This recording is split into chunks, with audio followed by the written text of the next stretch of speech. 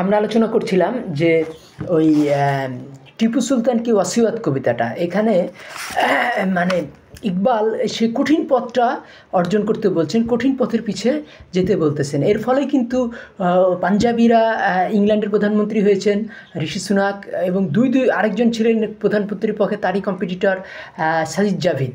তাইলে মানে দুজনই পাঞ্জাবি, একজন পাকিস্তানের পাঞ্জাবি আর একজন ইংল্যান্ডের পাঞ্জাবি। কিন্তু বাঙালি যারা এখানে আছে তারা কি করে, তারা ঘুমায়, তারা ওই মানে রাজনৈতিক নেতৃত্ব নেওয়ার উপযুক্ত এখন হয়ে ওঠেনি, সেই বইগুলো তারা পড়ে না। কারণ আমরা রবীন্দ্রনাথের ভক্ত, রবীন্দ্রনাথ কিন্তু আমাদেরকে সেইভাবে নেতৃত্বের জন্য তৈরি করেন, গোটা পৃথিবীর নেতৃত্বের জন্য। কাজে এই কবিতাটা পড়ি, তাহলে আপনারা বুঝতে পারবেন। তু রহনওয়ার্দি শখ হ্যায় মঞ্জিল নাকার কবুল, তুমি ভালোবাসার পথে পথিক, তুমি লক্ষ্যকে কবুল করো না। ঠিক আছে, লায়লা ভি হো পাস তেরে ও মেহমিল নাকার কবুল, যদি লায়লা কাছে থাকে তাহলে তুমি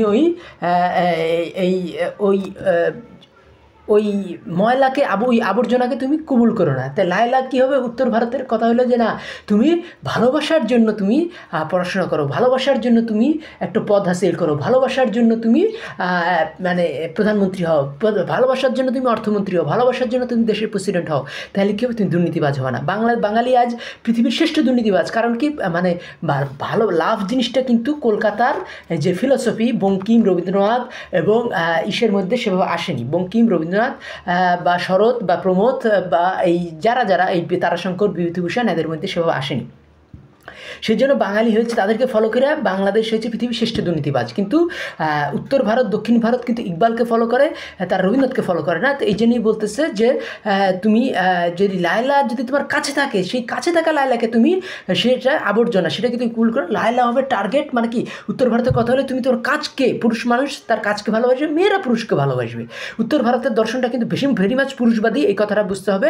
এবং তোমাকে করতে হবে, তোমার কাজের সাথে তোমার ভালোবাসা থাকবে, তাহলে কী হবে, তুমি দুর্নীতিবাজ হবে না, তুমি অলস হবে না। তাহলে মানুষের, বাঙালিদের কী দোষ, একটা হলো দুর্নীতিবাজ, একটা আইলসা, আরেকটা হলো, এই দুইটা যদি মানে দূর করা যায় তাহলে কিন্তু বাঙালি পরিশ্রমী হয়ে উঠতে পারে। কিন্তু এখানেই ইকবাল এই কবিতাটার মধ্যে তিনি দুর্নীতিকে দূর করে রাখতে চাচ্ছেন এবং আইলসাকেও দূর রাখতে চাচ্ছেন। এই কবিতাটা দক্ষিণ ভারত এই কবিতাটার জন্যই কিন্তু অনেকখানি জেগে উঠেছে। কারণ এই কবিতাটার নাম হলো নাম কি বলে, টিপু সুলতানের ওয়াসিয়াত। টিপু সুলতানের ওয়াসিয়াত মানে টিপু সুলতান যে ওয়াসিয়াত করে গেছে তার মানে হিন্দুস্তানিদের প্রতি। তাহলে এই আবার তিনি কিন্তু আবার এই ইকবালে কিন্তু আবার পাকিস্তানি জাতীয় কবি, ফলে এই টিপু সুলতানের এবং পাকিস্তানের মুসলমান, আর টিপু সুলতান মুসলমান ছিলেন। তো সেই অর্থে পাকিস্তানি মুসলমানরা জেগে উঠেছে। আর যেহেতু টিপু সুলতান ছিলেন নাম কি বলে দক্ষিণ ভারতের লোকেরা কিন্তু এখন উত্তর ভারত থেকে ডেভেলপ হয়ে গেছে এই কবিতাটার প্রতি। কবিতাটা পড়েই, এই কবিতাটা কিন্তু অনেক ক্ষেত্রে কাওয়ালিতেও গাওয়া হয় পাকিস্তানে, আপনারা শুনতে পারেন, ভারতেও কাওয়ালিতে এই কবিতাটা গাওয়া হয়। তখন তিনি বলতেছেন, তু রহনওয়ার্দি শখ হ্যায় মঞ্জিল নাকার কবুল, তুমি লক্ষ্যকে, তুমি ভালোবাসার পথিক, তুমি লক্ষ্য অর্জন করে তুমি থেমে যেও না। তুমি কি লায়লা ভি হো পাস তেরে, তুমি লায়লা যদি কাছে থাকে, সেই অবর্জনা লায়লাকে তুমি কবুল করো না। জুয়ে আব বেহরে বেকারার जुए आप बहर के हो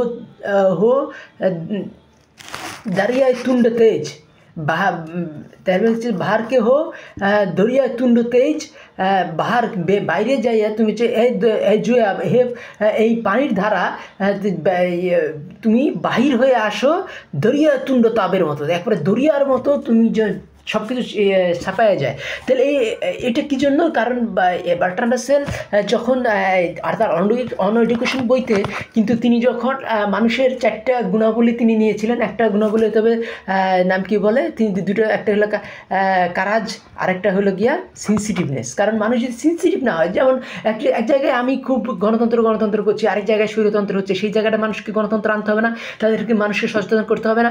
আমার পাড়া থেকে আমি আরেক পাড়ায় গণতন্ত্র আনলাম, আমার জেলা থেকে আরেক জেলায় গণতন্ত্র আনলাম, আমার বিভাগ থেকে আরেক বিভাগ, আমার গোটা দেশে গণতন্ত্র আনলাম, তারপরে পরের দেশে গণতন্ত্র আনলাম। এই জন্য গোটা পৃথিবীতেই ছড়িয়ে দিতে হবে সততা এবং ভালোবাসা, এবং সততা, ভালোবাসা, পরিশ্রম, এইগুলোকে। তো এই জন্যই তিনি বারবার এই বলেছিলেন যে বার্ট্রান্ড রাসেল, যে মানুষের ইন্টেলিজেন্স শুধু হবে না, বুদ্ধিমত্তা হলেই হবে না, তার সেন্সিটিভ হইতে হবে, তার মধ্যে সাহসও থাকতে হবে। তাহলে ইকবালও কিন্তু ঠিক ওই কথাগুলোই বলতেছেন। এই জন্য আমার বারবার আমি বলেছি যে বার্ট্রান্ড রাসেল হয়তো ইকবাল থেকে নিয়েছেন, অথবা ইকবাল অথবা বার্ট্রান্ড রাসেল থেকে নিয়েছিলেন। তো ইকবাল থেকে বার্ট্রান্ড রাসেলের নেওয়ার সম্ভাবনা খুব বেশি, কারণ ইকবাল ছিলেন বার্ট্রান্ড রাসেলের জন্ম হলো কি 1872 সালে, মানে কারণ বার্ট্রান্ড রাসেল যে কথাগুলো পরে লিখছেন ইকবাল কিন্তু অল্প বয়সী সেগুলো লিখে ফেলেছেন, এবং বার্ট্রান্ড রাসেল বেঁচে ছিলেন প্রায় 98 বছর, ইকবাল বেঁচে ছিলেন প্রায় 61 বছর, 61-62 বছর। তাইলে আমরা এই জিনিসটা আমাদের খেয়াল রাখতে হবে যে এই ইকবালের যে জীবনধারা ওইটাকে বুঝতে গেলে আমাদেরকে ওই সেন্সিটিভনেসটাকে বোঝাতে হবে, যে আয় জুয়ে আপ বাহিরকে হো যা দরিয়ায় তুন্ড তেজ।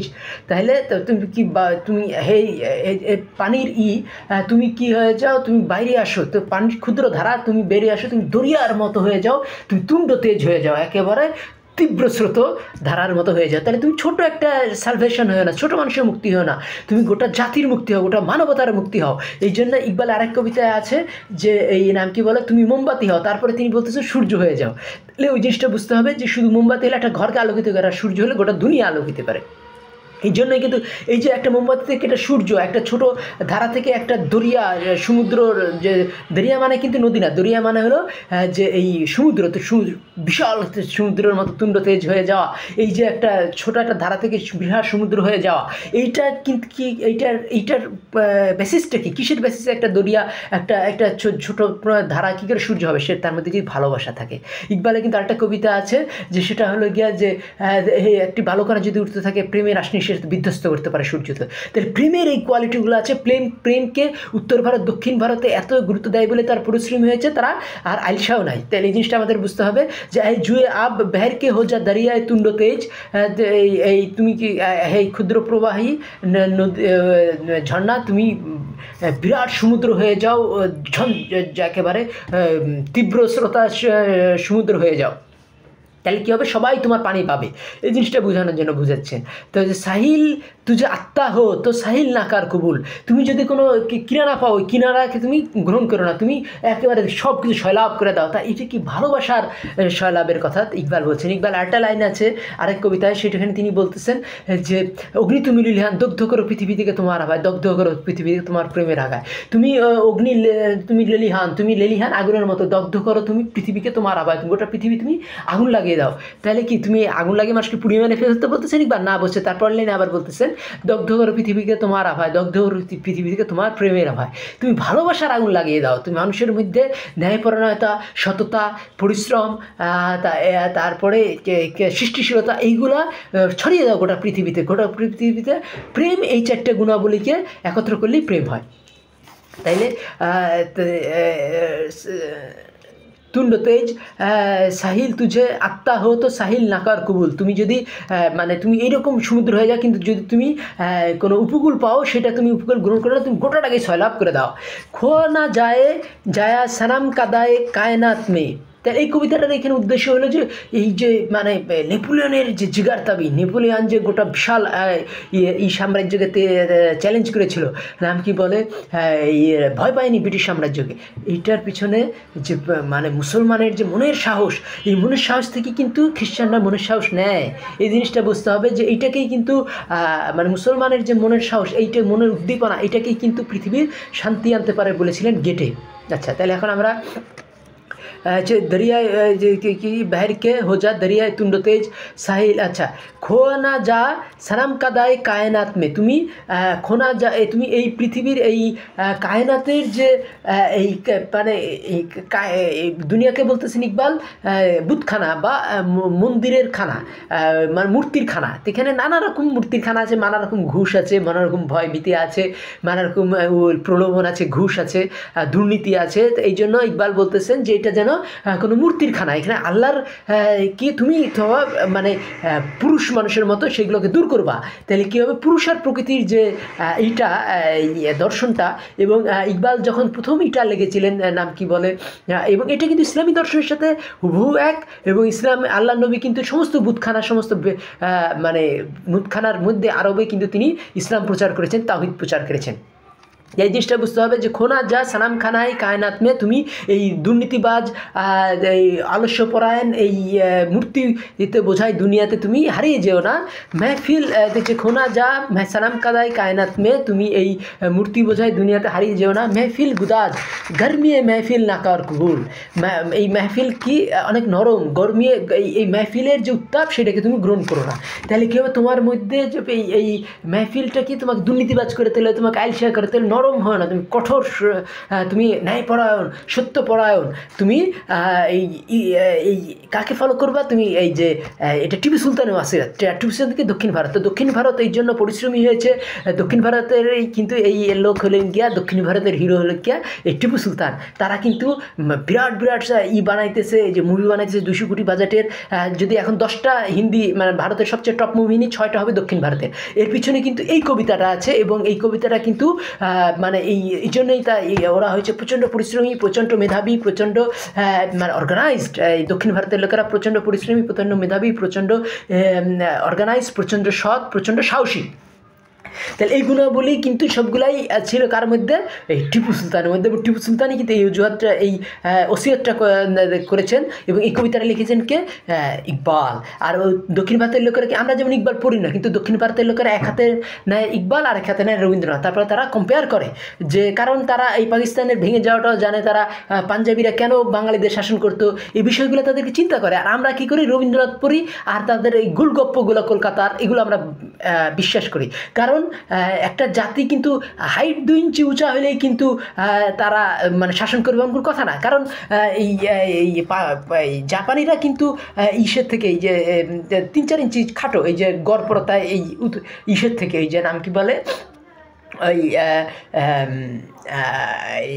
ব্রিটিশদের থেকে। কিন্তু ব্রিটিশদের বিরুদ্ধে, আমেরিকানের বিরুদ্ধে যেভাবে তারা জাপানিদের সোলজাররা নেমে গেছে, তা হাইট দিয়ে তো যুদ্ধ হয় না, যুদ্ধ হয় প্রযুক্তি দিয়ে। জাপানিরা কিন্তু প্রযুক্তির বলে বলিয়ান, কিন্তু যেহেতু মানে পাকিস্তানি বাঙালি একই হানাফি মুসলমান, কিন্তু তারা একটু লম্বা, আমরা একটু খাটো, তারা একটু ফর্সা, আমরা একটু কালো, এই জন্য যেন আমাদের মধ্যে একটা হীনমন্যতা কাজ করে। আমি ওই জন্যই বলছি জাপানি দর্শনটা আমি আরও বিস্তারিত আলোচনা করবো, যাতে বাঙালিদের মধ্যে কোনো হীনমন্যতা না থাকে। এবং আমি একটা পতাকা সাজেস্ট করেছিলাম, জাপানিদের মতোই হবে, যে অর্ধেক সাদা গোল, মানে সাদা অর্ধেক সাদা অর্ধেক সবুজ, জমিনের পরে লাল বৃত্ত। তাহলে কী হবে, জাপানিদের মতো আমরা পরিশ্রম হয়ে উঠবো। পৃথিবীর এখন সবচেয়ে মানে শিল্পোন্নত দেশ হলো জাপান, আমেরিকার থেকেও কিছু কিছু অংশে বেশি। তাহলে এটা বুঝতে হবে যে জাপানিদের যে পরিশ্রম, সেটা কিন্তু হাইট দিয়ে তারা কিন্তু নিজেদের করে না, এই হীনমন্যতায় ভোগে না, তারা প্রচণ্ড আত্মগর্বী, তারা প্রচণ্ড পরিশ্রমী। এইখানে কিন্তু ওই কথাটা বলতেছে যে মানে ওই দক্ষিণ ভারতের লোকেরাও কিন্তু হাইটে খাটো, কিন্তু কালো, কিন্তু তারা কিন্তু পাকিস্তানি বা উত্তর ভারতের লোকের থেকে মানে কম পরিশ্রমী না, কম সৃষ্টিশীল না, কম সাহসী না। ফলে উত্তর ভারত দক্ষিণ ভারতের থেকে তাদের এই ইনকাম রেট কিন্তু বেশি, পার ক্যাপিটা ইনকাম বেশি তাদের। বললামই তো, ভারতে যে 10টা সিনেমা নেই, তাহলে তার 6টা সিনেমা হবে সবচেয়ে বেশি সফল, সবচেয়ে বেশি ব্যবসা সফল হবে, তার মধ্যে 6টা সিনেমা হবে দক্ষিণ ভারত। অথচ দক্ষিণ ভারতের লোকেরা সংখ্যায় কম, তারা মাত্র 28 কোটি, আর উত্তর ভারতের লোকেরা প্রায় 70 কোটি। যেহেতু উত্তর ভারতের থেকে দক্ষিণ ভারতের লোকসংখ্যা কম হয়েও দেখা যাচ্ছে যে 10টা মুভির মধ্যে 6টা মুভি দক্ষিণ ভারতের।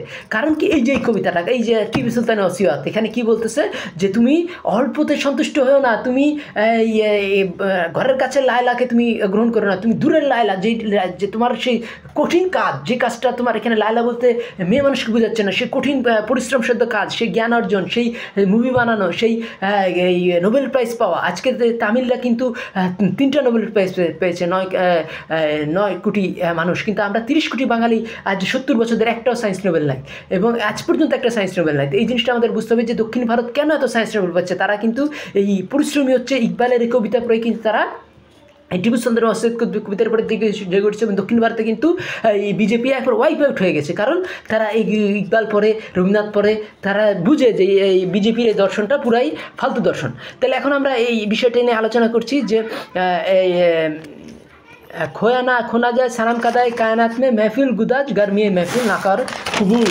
তাহলে যে এই মেহফিল এই মূর্তি পূজা, এই দুর্নীতিবাজ এই মূর্তি পূজার এলাকায় তুমি হারিয়ে যেও না।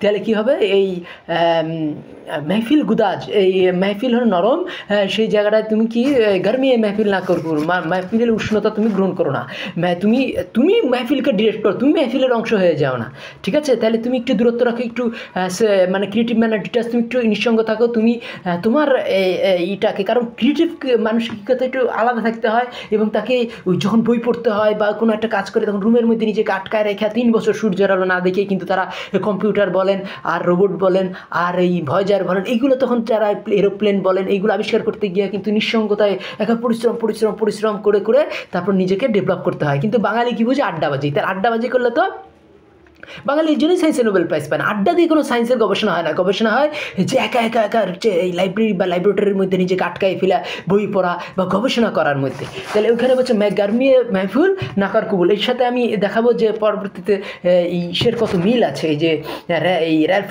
এমারসনের, এবং র্যালফ এমারসন হল আমেরিকার স্পিরিচুয়াল স্বাধীনতার জনক। আমেরিকা কী করে এত বড় বড় এই সায়েন্টিফিক আবিষ্কারগুলো করছে, তো এমারসনকে বলা হয় আমেরিকার, এই এমারসনকে বলা হয়, র্যালফ এমারসনকে বলা হয় আমেরিকার আধ্যাত্মিক স্বাধীনতার জনক। তো এখন আমরা সেটা পরে আলোচনা করবো, এখন এই কবিতাটা শেষ করে নিই। সুবাহে আজল সে ইয়ে মুঝসে কাহা জিব্রাইল নে, তাহলে এই মানে সে আদি সকালে জিব্রাইল আমাকে কি বলল, জো হো আকল কা গুলাম ও দিল নাকার কবুল। তাহলে যে মিয়ন বুদ্ধির গোলাম, সেই মন তুমি কবুল করো না। তা আমি আর একটা ভিডিও আছে আমার, দেখতে পারেন, ওখানে কিন্তু আমি স্পষ্টভাবেই বলেছি যে 2টা ব্যাঙ পরিশ্রম করছে, কিন্তু একজন মাথার শুনছিল, সে বললো, মাথার কথা শুনছিল, বলছে যে আর পারা যাবে না, তখন সে মরে গেল। কিন্তু আরেকটা বলছে হৃদয়ের ডাক, যে না আমি পারবই। হৃদয় কি দেয়? উদ্দীপনা। আর ব্রেন দেয় কি? দুশ্চিন্তা। তো উদ্দীপনাকে যেন দুশ্চিন্তা গ্রাস করতে না পারে, এই জন্যই কিন্তু ইকবাল বারবারই হৃদয় শ্রেষ্ঠত্বের কথা বলছে। এই জন্য শেষ লাইনে বলতেছেন যে সেই আদি সকালে আমাকে জিব্রাইল কি বলল, জো হ্যাঁ যে দিল আকল কা গুলাম হ্যাঁ ও দিল নাকার কবুল।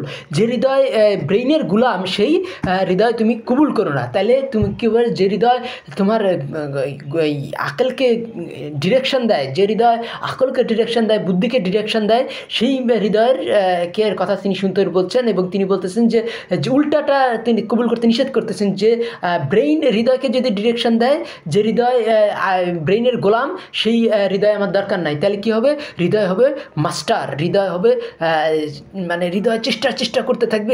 এই জন্যই কিন্তু উত্তর ভারত দক্ষিণ ভারত তারা প্রচেষ্টা আবিষ্কারের পর আবিষ্কার। আমরা যখনই বলি যে কী হবে, ওই আরও কিছু পড়াশোনা করে কী হবে, পিএইচডি তো হয়ে গেছে, এটা ব্রেইনের কথা। কিন্তু হার্ট কী বলে? তখন কি বাঙালি কী হয়েছে, আমরা হার্টকে বেশি গুরুত্ব দিই, হেডকে কম গুরুত্ব দিই। যেমন মিসির আলী নামে একটা আছে, মিসির আলীকে বেশি গুরুত্ব নেই হিমুর থেকে। হিমু কিন্তু হার্টের কথা শুনতো, আর মিসির আলী হেডের কথা শুনতো। তাহলে এটা আমি বাংলাদেশের অন্যতম জনপ্রিয় হুমায়ুন আহমেদের কথা বলতেছি। তাই কিন্তু এটা হওয়া উচিত না। হিমুকে তিনি একেবারে খেলো হিসেবে দেখাচ্ছে। হুমায়ুন আহমেদ হিমু জীবনে অনেকখানি ব্যর্থ, ঠিক আছে, কিন্তু মিসির আলী অনেকখানি সফল, সে ইউনিভার্সিটি টিচার। কিন্তু এখানে বুঝতে হবে যে হিমুকেই দেখানো উচিত ছিল ইউনিভার্সিটি টিচার, এবং হিমুকে শ্রেষ্ঠ দেখানো উচিত ছিল মিসির আলীর চেয়ে। কিন্তু হিমুকে এমনভাবে ডেভেলপ করা হয়েছে যেটা একটা ভুল ডিরেকশন হয়েছে, ফলে বাঙালি মুসলমান আজও সায়েন্সে নোবেল প্রাইজ পায় না। তার আমার এই লেকচারের পরে আমরা নতুনভাবে মিসির আলী ডেভেলপ করতে পারি, সেটা একটা ব্যাপার। আর আরেকটা হলো গিয়া যে এই যদি আকেলকে, তাহলে এই দক্ষিণ ভারত উত্তর ভারত যে হৃদয়কে প্রাধান্য দিয়ে গবেষণার পর গবেষণা করতেছে, তারা কি করতেছে, এই সায়েন্সে নোবেল প্রাইজ পাচ্ছে, তারা সিনেমায় করতেছে, 200 কোটি বাজেটে সিনেমা করতেছে। তখন কী হবে, বাংলাদেশিরা রোবটের মতো মুভি করতে পারে, ঐশ্বরিয়া যেটাতে অভিনয় করেছেন, বা এই 3 ইডিয়টসের মতো মুভি করতে পারে, যেটাতে আমির খান অভিনয় করেছে, রাজকুমার হিরানি সেই মুভির ডাইরেক্টর ছিলেন, অভিনেতা ছিলেন। তাহলে 3 ইডিয়টসের মতো বা এই এইশার মতো মুভি, যে নাম কি বলে, রাজকুমার হিরানির আরেকটা মুভি, নাম কি বলে, এই মুন্না ভাই MBBS, সেখানেও কিন্তু ওই মানে মুন্না ভাই কিন্তু হৃদয়ের কথা শুনে, এবং তার হৃদয়ের কথা শুনে তার হার্ট, তার ফলে কি হয়, যে লোকটা 12 বছরের কোমা তাকেও তার সুস্থ করে তোলে। তাহলে এই জিনিসটা আমাদের করতে হবে। তাহলে কী হবে, বাঙালি আর দুর্নীতিবাজ থাকবে না, বাঙালি আর আলসা থাকবে না। তাইলে এই জন্যই আমি এই কবিতাটাকে আমি বলি যে ইকবালের শ্রেষ্ঠতম কবিতা, যত কবিতা পড়েছি, তাহলে এই কবিতাটাতেই কিন্তু দক্ষিণ ভারতের জেগে উঠেছে, এই এক কবিতায় উত্তর ভারতের জেগে উঠেছে, পাকিস্তানের জেগে উঠেছে, দক্ষিণ ভারতের জেগে উঠেছে। তারা কি করতেছে, ইংল্যান্ডে যাইয়া ব্রিটিশদেরকে শেখাচ্ছে ব্রিটিশদেরকে তারা শেখাচ্ছে এবং এখন আমি আলোচনা করব যে সেই র্যালফ ওয়াল্ডো এমারসনের ওই কবিতাটা, যে কবিতাটা র্যালফ ওয়াল্ডো এমারসন কিন্তু হার্ভার্ড পাশ করালো, কিন্তু হার্ভার্ডের অনেক সমালোচনা করেছেন। তিনি লিখেছেন আমেরিকান স্কলার প্রবন্ধ, আপনারা পড়ে দেখতে পান, খুব চমৎকার। ওইখানের সাথে এই কবিতাটার কিছুটা মিল আমি দেখাবো। I went to Cambridge when a boy, আমি যখন বাচ্চা ছিলাম তখন আমি কেমব্রিজে গিয়েছিলাম। তারপরে টু মানে কি, তো তিনি বলতেছেন র্যালফ ওয়াল্ডো আরেকটা তিনি বলতেছেন যে আরেকটা প্রবন্ধে যে আমি এই গ্রিকরা হলো শিশু, আর রোমান্টিকরা হলো কৈশোর, আর যৌবন হলো কি, যৌবন হলো জার্মান দর্শন। তাহলে এই জিনিসটা তিনি কিন্তু জার্মান দর্শনকে প্রচণ্ডভাবে ফলো করতেন র্যালফ ওয়াল্ডো এমারসন। এই জন্য তিনি নিজেকে যে বলছেন আমি তখন তো বাচ্চা ছিলাম, কারণ তিনি শরীরটা বেড়ে উঠলো কী হবে, অনেকে বললো যে আমি যখন ভার্সিটিতে ভর্তি হই তখন তো আমি বড়, কিন্তু আসলে তো শরীর বড় হলে মনে দেখতে তো সেই পরিমাণ বইগুলো পড়ে নেয়। তো এই জিনিসটা আমাদের বুঝতে হবে যে ওই জন্য তিনি বলতেছেন I went to Cambridge when a boy, যখন আমি একটা বালক ছিলাম তখন আমি কেমব্রিজ বলতে এখানে তিনি কিন্তু কেমব্রিজ হলো গিয়া ওই হার্ভার্ড যে জায়গাটায় অবস্থিত সেই অবস্থাটাকে, সেই জায়গাটার নাম কেমব্রিজ, এটা বুঝতে হবে। তো বলতে কী বলতেছেন যে I went to Cambridge when a boy, আমি যখন কেমব্রিজে গেছিলাম